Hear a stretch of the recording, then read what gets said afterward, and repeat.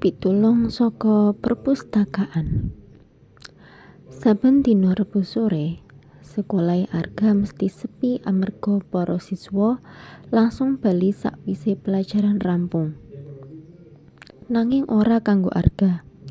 Dheweke luwih seneng lungguh ing perpustakaan cilik ing pojok sekolah. Nanging sejatine Arga duduk bocah sing pinter. Dheweke kerep kelangan semangat amarga nilai pelajarane kerep ngisor rata-rata.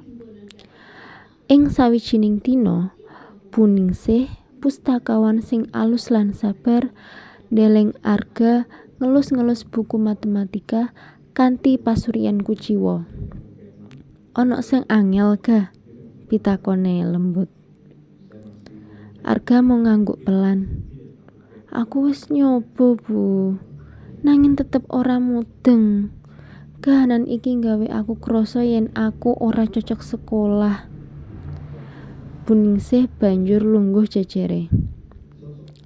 "Arga, wong pinter kuwi asale saka wong sing gelem takon lan ora isin sinau maneh.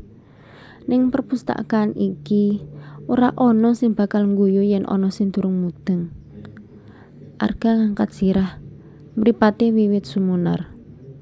Sore kuwi, Bu Ningsih nyenengake Arga sinau matematika nganggo cara sing beda. Nganggo gambar, contoh cedak urip, lan latihan alon-alon. Arga rumangsa luwih gampang mangerteni amarga diulang kanthi sabar. Saben sore sawise kuwi, Arga tansah teka maneh.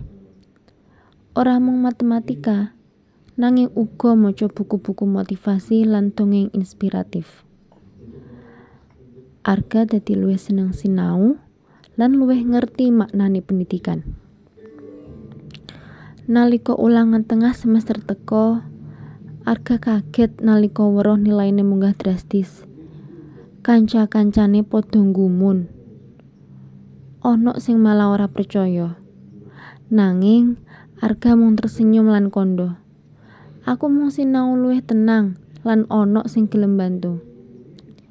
Esuk-esuke, Bu Ningsih sowan menyang kelas kanggo mulihake buku. Nalika ndeleng Arga isih nganggo seragam putih abu-abu, dheweke mesem bangga. "Aku wis crita marang kepala sekolah.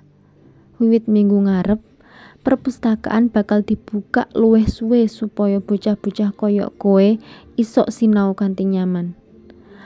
Arga ora bisa nyegah rasa bungah sing mumbul ing dadane. Dheweke ngerti yen keberhasilane ora mung amarga nambah jam sinau, nanging amarga ana wong sing percaya yen dheweke iku iso. Miwiti dina kuwi, perpustakaan sekolah dadi papan paling rame saben sore. Kanca-kancane sing biyen ora seneng maca, saiki dadi melu teka.